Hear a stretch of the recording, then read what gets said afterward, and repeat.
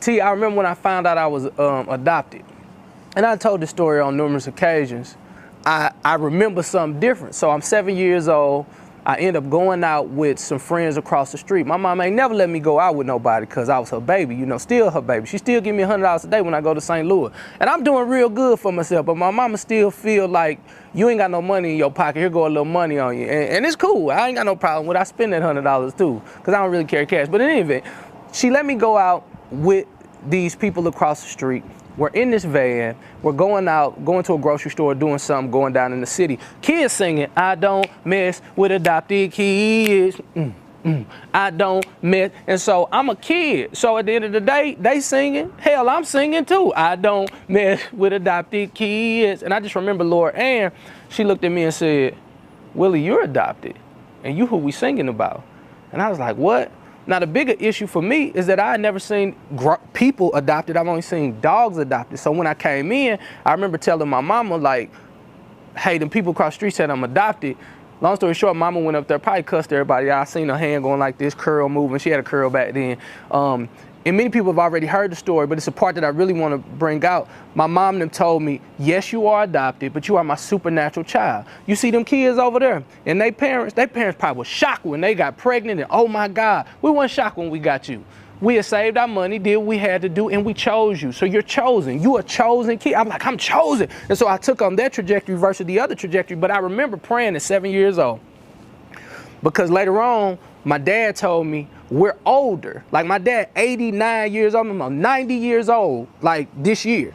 My mama, 80 years old right now. And so they were older when I was 7 years old. And my daddy, he was loving, he wasn't doing it to scare me, but he told me, make sure you get your education, because that's the one thing that they can't take for you. So I always got all A's and B's, went to the University of Mississippi, studied psychology, minored in political science, like I was really on it. But he said, make sure you get that education because they cannot take that away from you.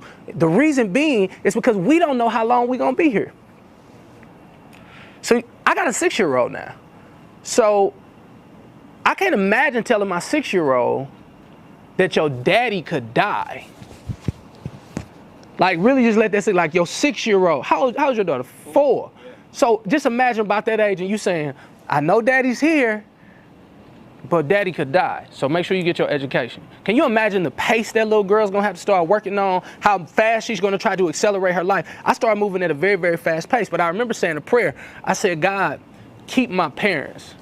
Like, I just need you to keep my parents. And I remember having tears in my eyes in my little bedroom, you know, wooden floors, full-size bed in a little bitty room. The full size looked like a whole king in that room, you know, still got the same full size. Pray for it. Mama don't want to change. But I remember praying for that. I said, God, keep my parents around. And then secondly, I asked God, I said, if it be your will, bring my biological family into my life. If it be your will, like I would love to meet them too. So fast forward 34 years later. Mom and daddy still in perfect health. Daddy still working at Home Depot. Mama still working at the house. We retired her once life got a little better. That was my thing. And last year, the Lord decided to allow me to meet my biological family. I asked when I was 7. I got it 34 years later. But the thing is, it's like, for God, that's not a long time. And I know we live in a microwave age, T, where everybody wants things right now.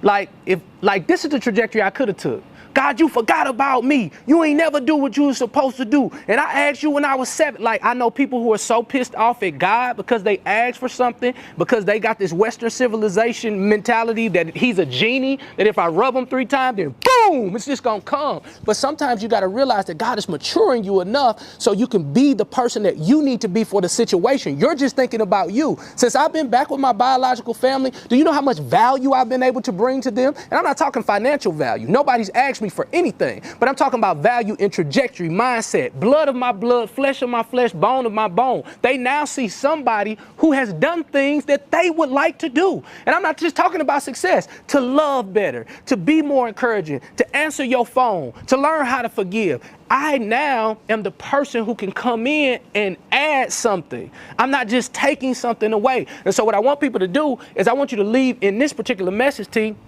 knowing that God's delay may just be so you can mature, so you can add something. The trajectory is, I need this so they can do something for me. And God might be saying, no, I'm maturing you so you can be the light in that particular situation. So you might still be pissed off at your dad because y'all ain't connected. What if God was maturing you enough with forgiveness so when you meet him, he can be healed of the unforgiveness that he had from his father? Like, you still might be mad at your mama because, you know, she could have did this or she could have did that, and now she won't answer her phone. She's not supposed to answer her phone. She's not supposed to.